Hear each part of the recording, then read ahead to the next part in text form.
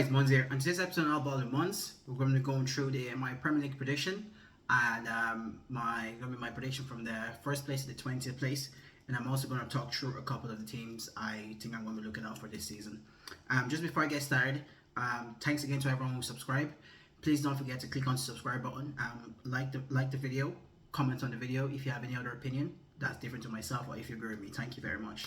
So let's get started. So I'm excited for football to be back. It's back this weekend. So I'm doing this video on a Wednesday. So hopefully this is all prediction before all the whatever transfer is going to be done after the 13th of August. So my prediction is going to go as follow. I have Arsenal win the league this year because I felt like last season all Arsenal were missing was a potent centre forward that can get you 20 to 25 goals, and they've got Gyökeres this year. So I'm going to go through a bit more detail. Like I said, first thing I'm going to do is I'm going to go through 1 to 20, then I'm going to go through a bit more details in the teams as well.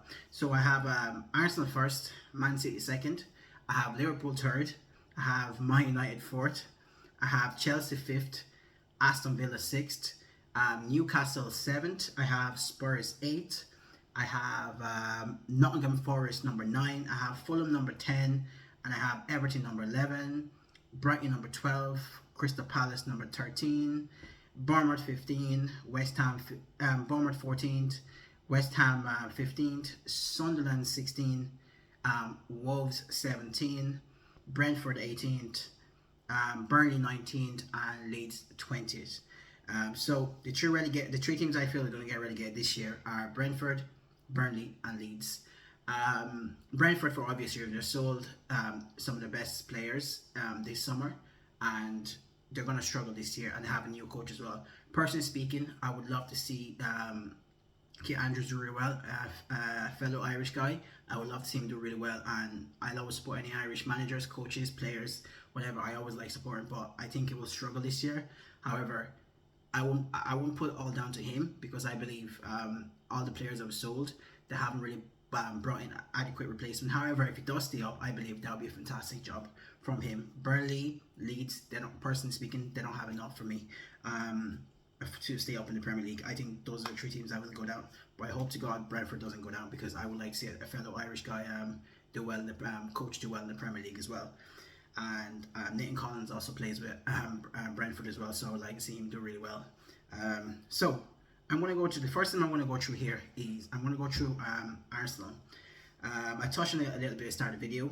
So Arsenal, like I said, I felt like they needed one more striker to be able to a potent striker, a potent centre forward, not just relying on Kai Havertz for the whole of the season. So they got Gyökeres, but what I do notice about Gyökeres is I've watched a couple of Gyökeres games. I think he's a good centre forward. However, I do believe he's the type of centre forward that he will get you goals, but his all around general play might not be very pleasing to the eye, but he will get you goals. But that's what Arsenal need at the moment. I believe Saka will do really well, and I also believe they need a left winger, because you just don't trust the Brazilian guy that's out there, in my opinion.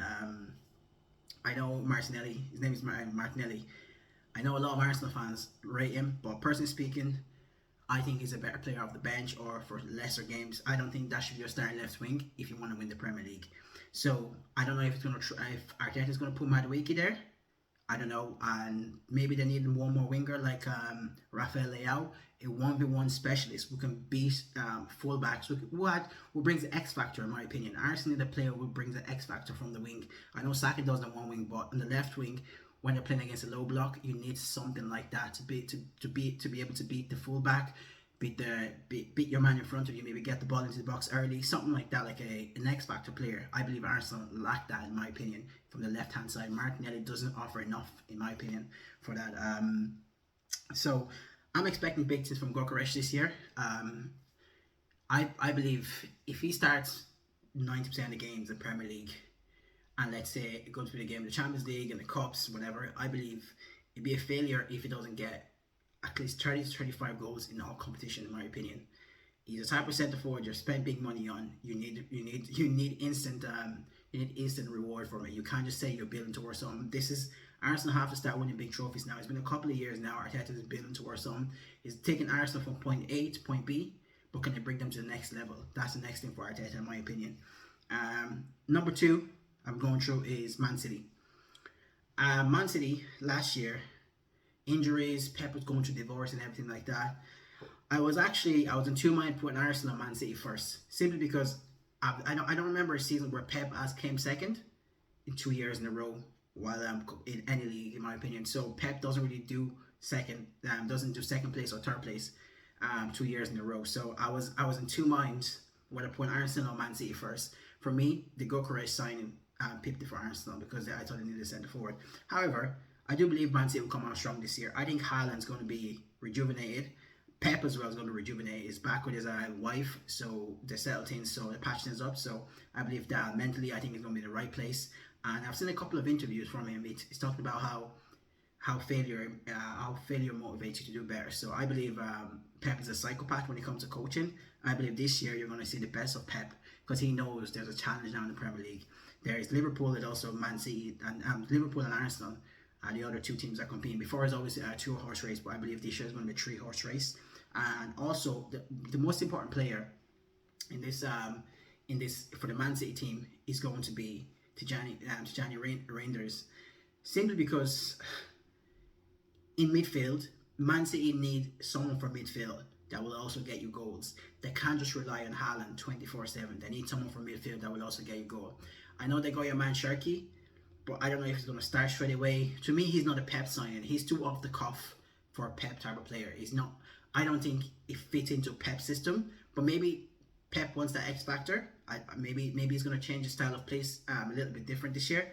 But that's to be determined in my opinion. And third place is Liverpool. I know they're defending champions and they've spent big money this year. Contrary to what Liverpool fans always say, they don't spend big. They don't go after big players and make their own stars. However, this year they've bought Florian Wirtz. I believe Wirtz is a brilliant player. He's so good to watch. Like, I'm not gonna lie, I watched him there against Crystal Palace at the weekend. Just weekend gone, the match they lost on penalties. He was so pleasing to the eye. He's a lovely player. He has this little. It passes the eye test for me, in my opinion, as well. And there's also something. There's just something about him, Florian Wirtz, that when you watch him play, you know you're witnessing something special. I believe he's going to be very, very good this year. He's such a silky operator, like on the ball, the way he moves, the way he does little shimmies, the way he passes the ball, makes runs off the ball. I'm a big fan of him. I'm not a big fan of Liverpool, but I'm a big fan of Florian Wirtz. And I think Ekitike, my apologies, Ekitike, I believe he's going to be a very good player as well. I saw him play the weekend against Palace. I believe it was very good, and I think also he can lead the line himself in case Liverpool don't get Isak. Salah, you're gonna get the regular Salah. You know what Salah's gonna give you: 20 goals, 15 assists, or 30 goals, 10 assists per season. No more Luis Diaz. On the left wing now is Gakpo. I like Gakpo. He's a good player. Works hard for the team, but I don't think he has that X factor, in my opinion. I think Luis Diaz has that X factor to be a man. I know Gakpo can, but Luis Diaz does it differently. He's very electric. Luis Diaz is way more electric than Gakpo is, in my opinion. So I think Liverpool will miss that a little bit. However, they do have Florian Wirtz. I think he will contribute. You're looking at maybe 10 to 15 goals, maybe 10 to 15 assists, something like that. Something in that range anyways. But I believe they're going to have a good season. But what I do think Liverpool needs is they need a centre-half. I just don't trust Konate beside Van Dijk. Konate is a good player, but you cannot rely on him for the whole of the season, in my opinion. They need a new centre half. If they get a new centre half, I might have them maybe win the league, or maybe second. But right now I have them third, simply because I think they will be found out defensively, in my opinion. And also I have another point here in terms of Liverpool. So they got Jeremy Frimpong. Frimpong is fantastic 1v1, beating defender again across into the box. I think he's a brilliant player. However, defensively, everyone knows the way Frimpong plays. Defensively, they will struggle. So I don't know what they're going to do in the midfield. I know Gravenberch is going to be Gravenberch is missing the first game of the season, I think. I'm not 100% sure. But after that, I believe they need their midfielders. Szoboszlai and Gravenberch are going to have to do a lot of defensive work this year, covering for, especially maybe Gravenberch will have to do a lot of defensive work covering from Frimpong, because you're going to have Frimpong and Salah on one wing. Like, those are probably two they're very good attacking players. Salah is a generational attacking player in the last couple of years. Frimpong is a very good attacking player. Young guy, all about 1v1, beating your man, getting the ball into the box, being electric. So I think Gravenberch will have to cover a lot for Frimpong in that position. So like I said, that's why Liverpool need another centre half, a very, very mobile centre half that will cover those spaces like Van Dijk used to do a couple of years ago when they had a brilliant run in the Champions League, and they finished second in the Premier League as well to Man City. If you enjoyed this video, please don't forget to click on the subscribe button. Please drop a comment, make sure you like the video as well, share it to anyone if you'd like to as well, and I really do appreciate everyone's support. Thank you very much.